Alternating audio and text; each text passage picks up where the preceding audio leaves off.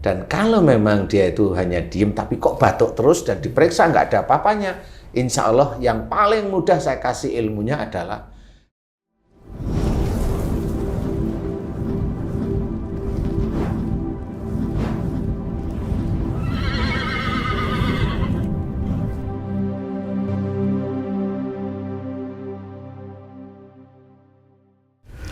Bismillahirrahmanirrahim. Assalamualaikum warahmatullahi wabarakatuh. Waalaikumsalam warahmatullahi wabarakatuh.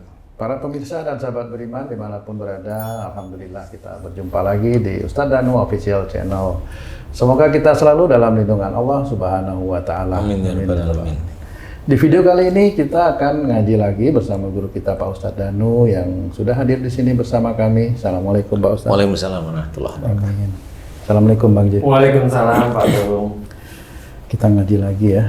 Para pemirsa dan sahabat beriman, sering sekali kita dimanapun di masyarakat ya, di tempat umum maupun di rumah, itu mendengar suara batuk itu ya, batuk yang enggak selesai-selesai. Nah Pak Ustadz, kami ingin bertanya mengenai batuk yang terus-menerus dan kadang-kadang itu sembuh sebulan kumat lagi. Saya pernah mengalami juga seperti itu, batuk yang enggak sembuh-sembuh itu Pak Ustadz.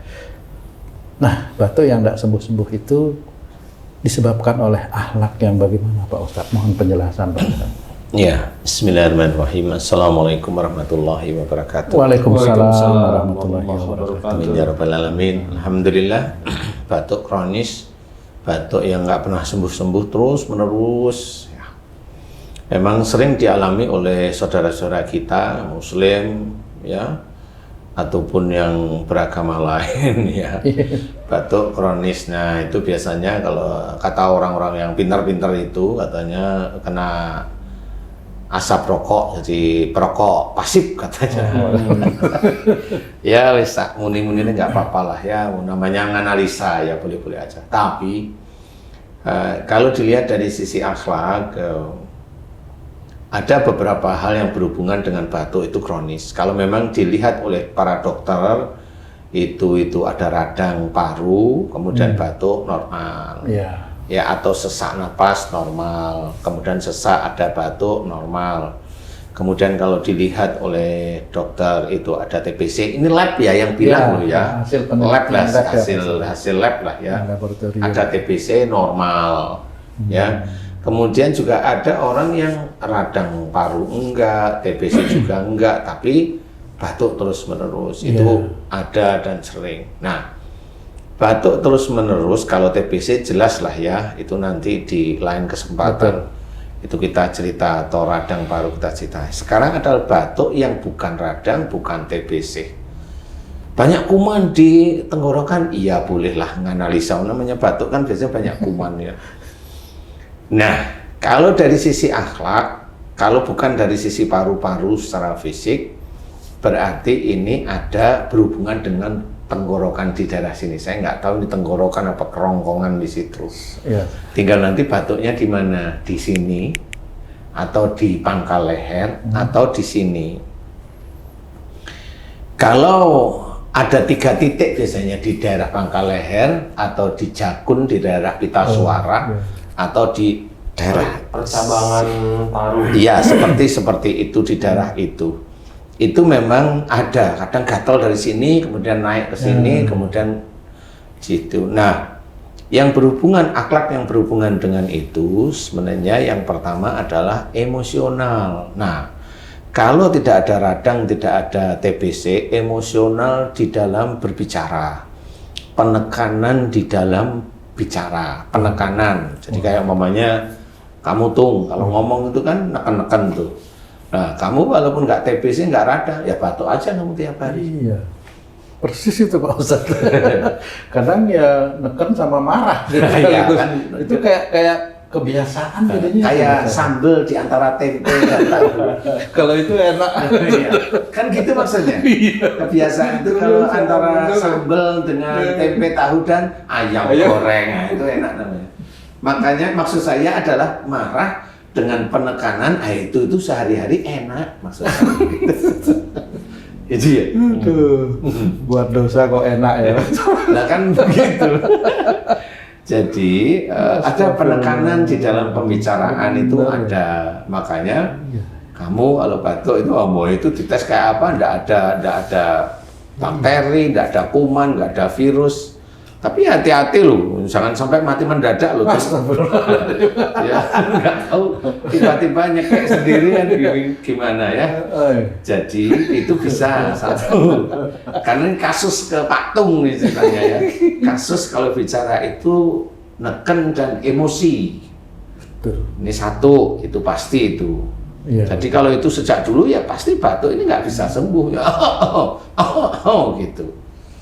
Ya kalau dicek ya nggak apa-apa, paru-parunya aman.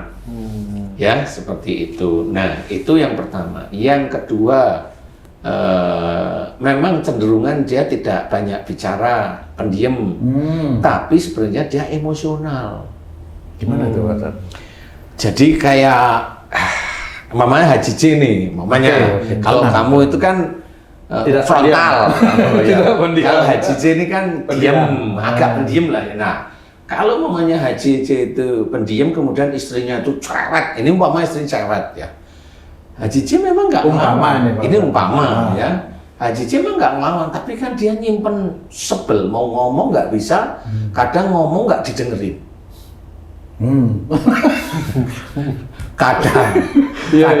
Kadang loh ya, kadang ngomong nggak didengerin. Yang sering memang nggak denger gitu ya. Jadi Haji J sendiri itu kan jengkel, ngomong nggak bisa, akhirnya kan di daerah sini tekanan emosinya kan ada di daerah sini. Nah itu bisa walaupun pendiam, walaupun tidak kelihatan emosional, gatel aja di daerah sini. Gitu. Benar gitu sih. Iya kalau malam biasanya. Begitu ya? Batuk.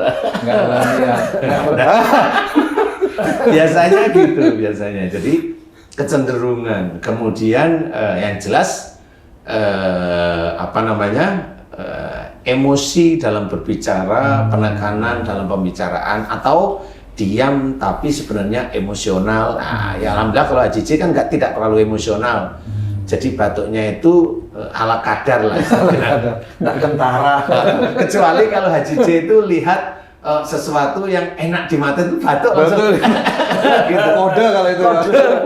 Tanda itu. Itu tanda itu ya. Tanda mau aku gitu maksudnya. Lu ngasih tanda ke teman sebelah gitu. Ada teman sebelahnya tuh. Jadi kalau batuk yang memang tidak ada apa-apanya itu biasanya ada marah, penekanan bicara, kemudian diam tapi dia menyimpan marah yang nggak bisa dikeluarkan. Dan kalau memang dia itu hanya diem tapi kok batuk terus dan diperiksa nggak ada apa-apanya, insya Allah yang paling mudah saya kasih ilmunya adalah dia ditanyain, batuk ini setelah kapan? Sebelum menikah atau setelah menikah? Setelah menikah dia nggak batuk, tapi saya tanya lagi, kapan dia kerja? Kerjanya itu setelah menikah umur sekian, atau begini, oh saya sebelum nikah sudah kerja. Oke. Kamu pindah kerja nggak? Oh iya, habis itu saya resign, terus pindah kerja. Ketemu sekarang. Berarti di pekerjaan itu ada yang menurut dia itu bikin dia itu marah, tapi nggak bisa dikeluarkan. Marah nggak bisa dikeluarkan, nah itu dia setiap hari batuk. Biasanya sama bos itu. Kenapa? Biasanya marah sama bos nggak bisa dikeluarin. Iya nggak bisa dikeluarin sih, kan gitu ya. Atau ada satu lagi sih, marah sama istri juga nggak bisa dikeluarin. Bos juga. Oh, bos juga. Jadi ini kode teman-teman beriman ini.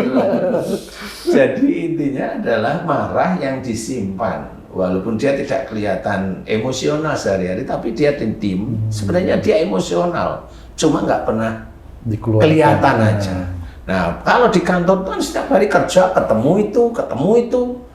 Wah, akhirnya kan jengkel, cuma dia nggak ngerti. Bisa aja kenapa dia masih situ, pindah aja kan bisa. Bukan persoalan pindah itu bisa atau tidak bisa.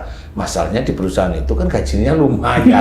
Jadi dia juga mau pindah kemana lagi nih kan gitu. Eman akhirnya. Nah akhirnya Dia mempersiapkan dirinya untuk batuk kering lah istilahnya.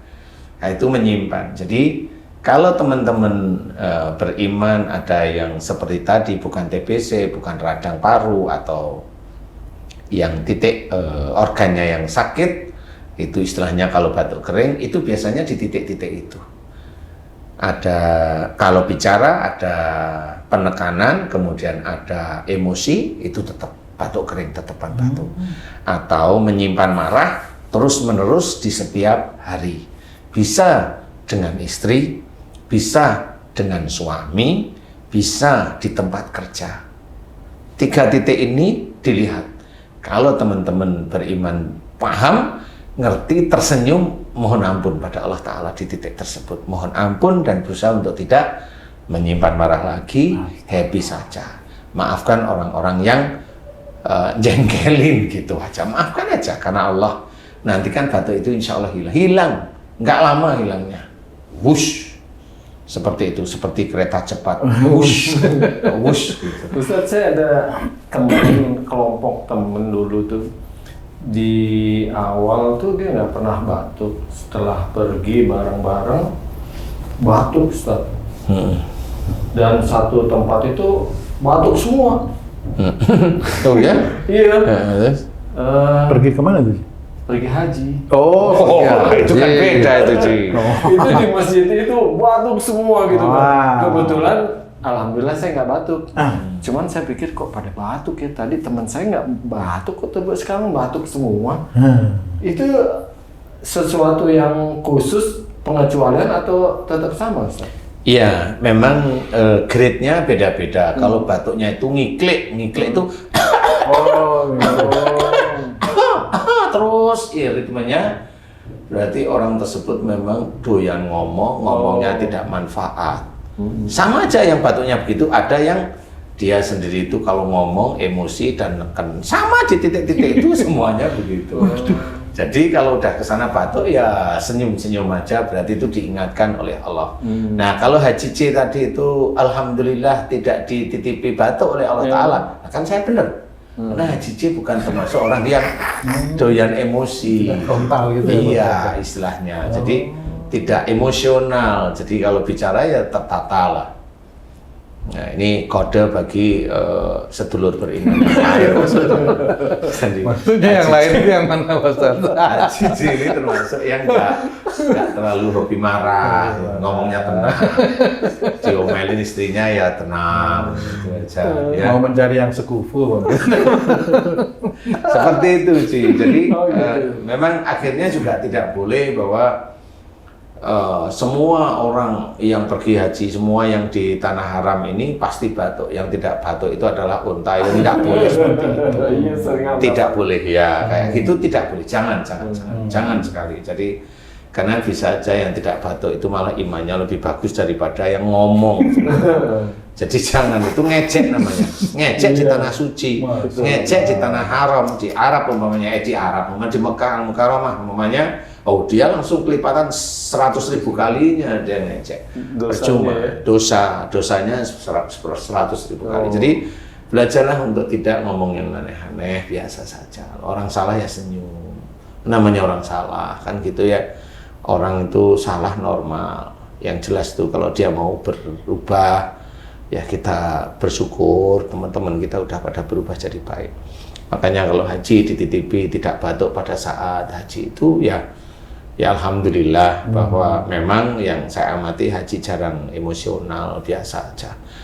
Haji disuruh ke sana nurut, suruh nganter beli apa namanya, beli jilbab kerudung nurut, suruh cuci nurut, suruh setrika nurut, suruh ngepel nurut, suruh ngecat rumah nurut.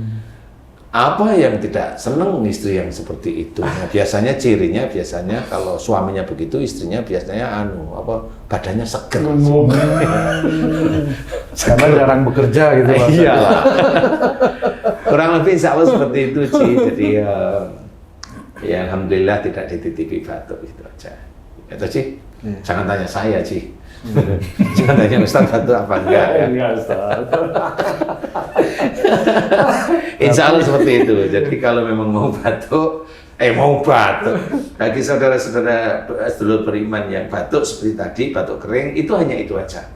Ya, diingat, yaitu dari kalau bicara ada emosi, ada penekanan, itu dirubah, mohon ampun kepada Allah Ta'ala. Kepada siapa? Kalau pada pasangan, namanya suami, istri, atau orang tua, mohon ampun.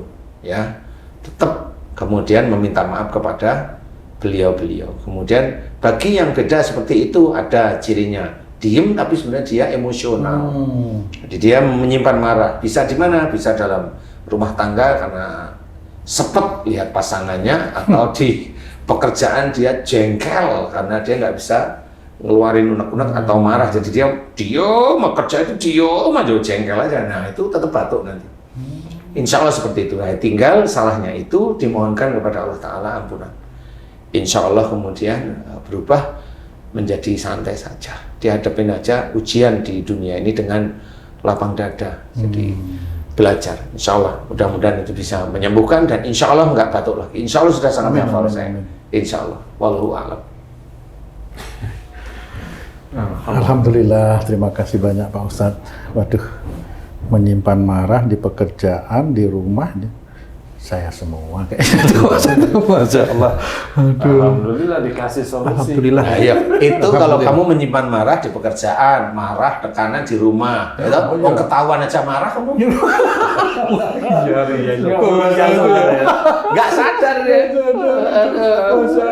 Terima kasih banyak Pak Ustadz. Alhamdulillah penjelasannya. Para pemirsa dan sahabat beriman dimanapun berada, Masya Allah penjelasan dari guru kita Pak Ustadz Danu tentang batuk yang tidak pernah berhenti ya, termasuk batuk kronis itu.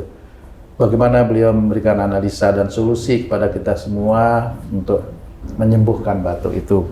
Mudah-mudahan apa yang disampaikan beliau bisa memberikan manfaat untuk meningkatkan keimanan dan ketakwaan kita kepada Allah Subhanahu wa Ta'ala. Saya Tung pamit diri, sampai jumpa di video kami yang lain. Apabila ada perkataan kami yang salah dan kurang berkenan, kami mohon maaf. Wassalamualaikum warahmatullahi wabarakatuh. Waalaikumsalam warahmatullahi wabarakatuh. Alhamdulillah.